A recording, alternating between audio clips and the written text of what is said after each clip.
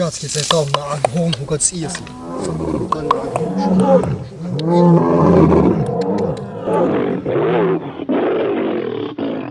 is the story of fierce battles, a story about the San tribe and their epic battle for survival in one of the world's harshest landscapes.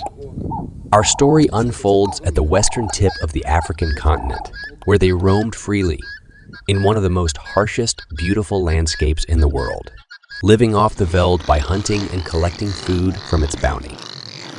Nature was their home, the wild was their neighbor, and life in the veld was tough. They often found themselves locked in fierce battles against predators who sought to steal their hard-earned hunts. Even the waterholes did not belong to them.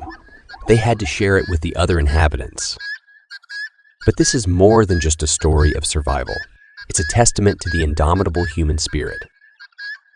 It's the story of how they conquered the unforgiving wilderness with their wits, determination, and a deep understanding of the natural world. Keep watching till the end, my friends, for there's a crucial lesson hidden within our epic battle for survival.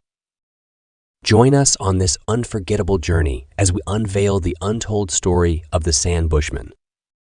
Witness their enduring spirit, their unbreakable bond with nature, and learn the invaluable lesson they offer to us all.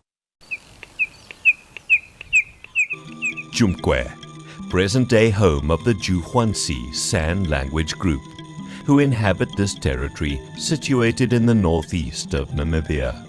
These original inhabitants of this land have for centuries lived freely as hunter-gatherers across the plains of southern Africa. Today, however, due to technological development, these indisputably indigenous of this land have since been rounded up to live a contained existence in the so-called conservancies.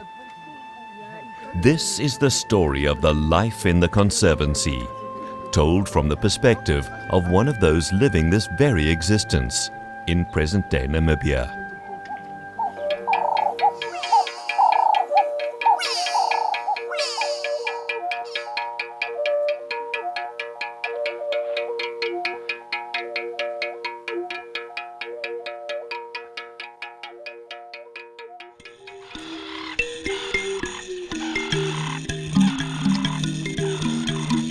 We were hunters who lived off wild fruit and from hunting for game meat.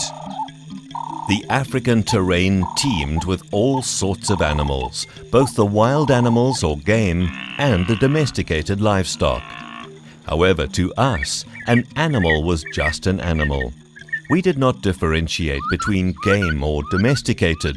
We regarded all the animals as meat to hunt. Then, of course, we lived off wild fruits. We had a large variety of such wild fruit that we dug up to eat. There is, for instance, one type of wild fruit that has dual usage, meaning during the dry seasons when the water points would run dry, digging up and eating this particular wild fruit fills your tummy, and at the same time it also quenches your thirst. This particular wild fruit is called cha'a. The cha'a is probably the most important foodstuff. Everyone knows that this is the most sought-after foodstuff. Our people know the importance of knowing the telltale signs to look out for in order to find it in the bush.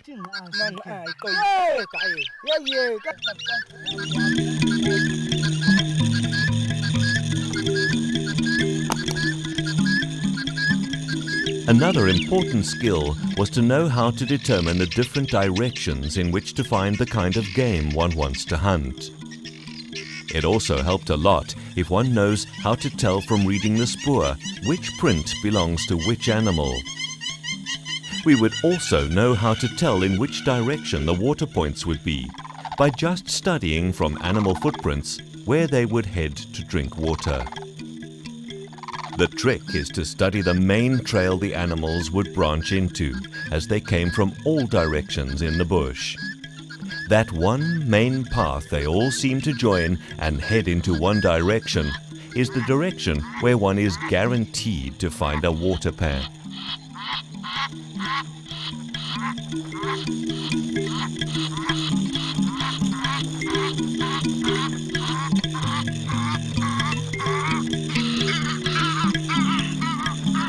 And when we decide to hunt for the pot, the number one thing to do is to make sure you are approaching the animal from downwind, from where the animal is. There is upwind and downwind. Upwind means the animal is able to pick up your scent, and then, of course, it will run away. Downwind is when the wind is blowing from the direction where the animal is. In order to determine which way the wind blows, one would scoop up sand and release it like this. You will now see which direction the wind blows the sand, and that is the direction you also ought to be approaching the animal from. You will then be able to sneak up on the animals until the target is in a good striking distance. As long as you are downwind where the animals are not able to pick up your scent, I tell you, the animals can even spot you and they will not run away. Most animals, in fact, allow curiosity to get the better of them and would just stare at you, wondering what type of animal you might be. An animal will only run away once it picks up your scent. Otherwise, it will just be staring at you.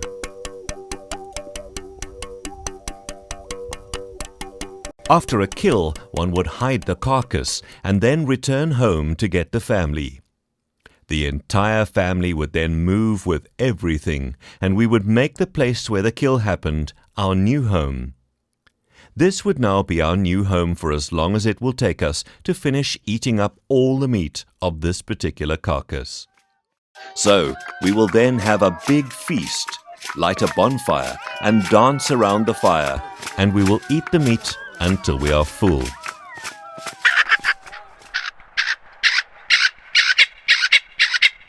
The next day, some people would go out in the veld to dig for wild fruits to supplement the meat meal.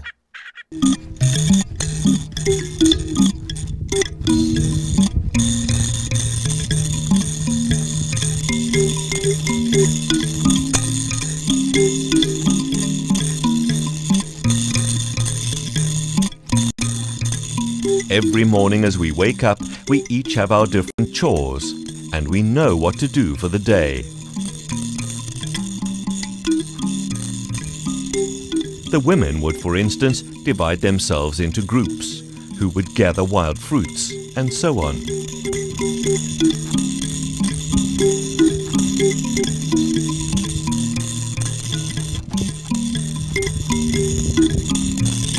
Those who would remain home will be busy with household chores, such as unstiffening and softening animal hides in order to make clothes and blankets to use when it gets cold during winter.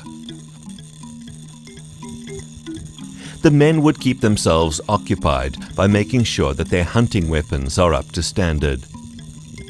They would be sharpening arrows and preparing the poison, weaving ropes to use for the bows and for setting of bird traps.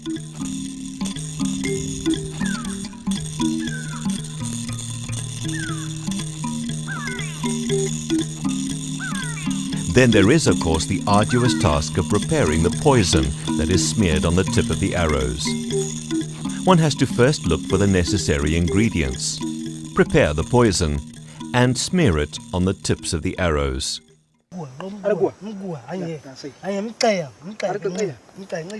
There is this one weapon that we use for hunting. It is a long stick with a noose on the one end. When we would hunt spring hares, one person would insert the noose end into the hole until you feel that the stick is now touching the spring hare. When you would feel the pull on the other end, then you now have to carefully pull the stick out until you have the spring hare out of the hole. You will then kill the spring hare, either by clubbing it to death or stabbing it with an assegai.